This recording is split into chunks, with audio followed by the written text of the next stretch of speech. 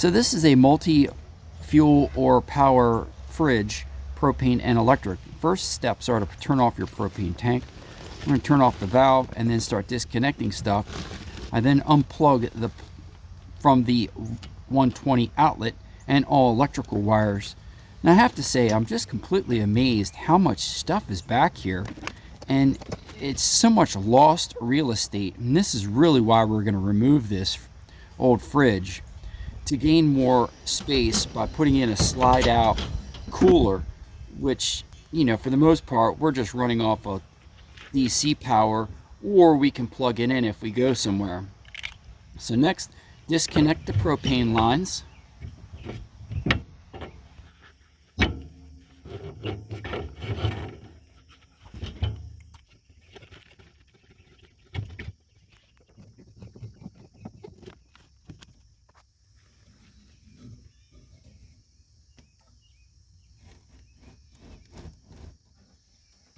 Out with the old and in with the new. I mean, this is crazy. Look how little this is. I mean, you can barely put a gallon of milk in there. It's just ridiculous. So all that extra stuff in the back, it makes sense if you're running a propane to keep it cool. But, you know, for the most part, nowadays with all the solar generators and batteries, the lithium batteries, pretty much DC is the way to go. So it's so nice to get rid of this thing.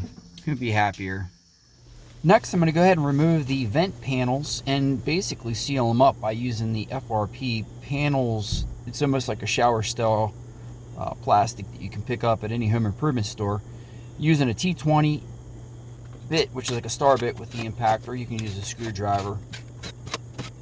Now, small plastic little containers or Ziplocs are really handy to have in order to keep all your screws from getting lost as you're going.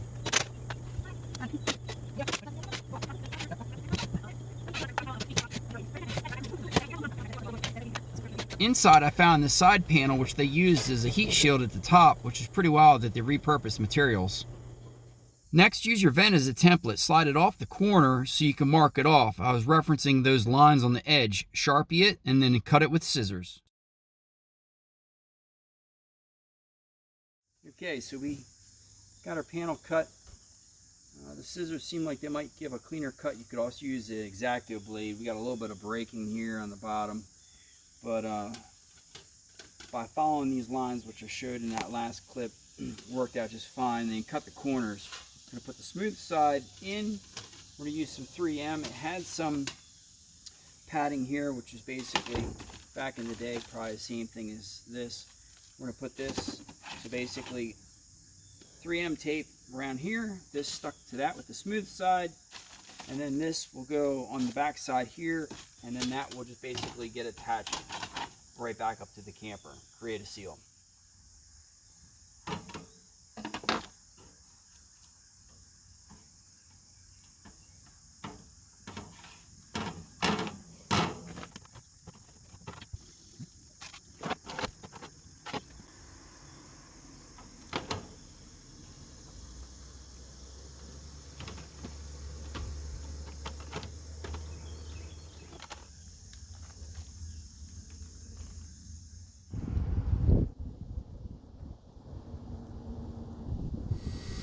Next, it's important to pre-drill your PRP panel that you stuck on the back side of your vent in order for your screws to go through.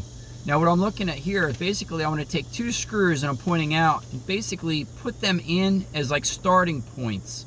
So more or less start with two screws to get everything lined back up, and then it's best to use a screwdriver by hand before you use any kind of power tools. The power tools could actually strip things out.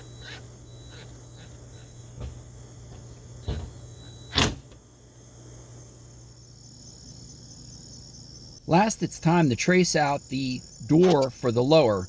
And I'm basically just using the door as a template. Same thing, I'm going to follow on the inside, cut it all out, mark it with the Sharpie. Now I just need to trim it down a little bit, and I have to cut out a spot for the latch. Then get your 3M tape put down on the inside. Make sure you have the correct side facing down, and then also take your time, because once you get it on that 3M, it's hard to get it undone. And then I'm just using a foam sealer, and once again, these product links will all be listed in the description. And this basically just keeps everything watertight when we go to put it all back on.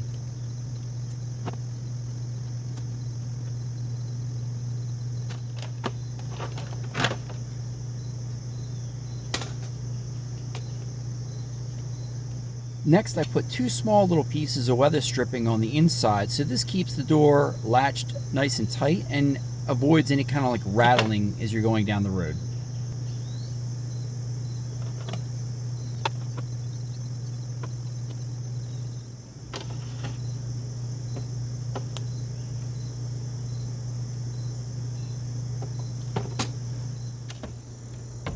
Same steps as the upper one. Get everything lined up, grab 2 screws, get them put in, use them as starting points, hand tighten it, and then if you want to use an impact, you can. One thing I really like about the FRP panel is you can use it for just about everything. It's mold resistant, water resistant, because it's basically just fiberglass. And you know, by keeping the original factory vents, if we need to do any kind of upgrades, we can over time. Well, thank you for watching. Next up, stay tuned for the part 2 of the slide out and how we create that for our Ice Go cooler.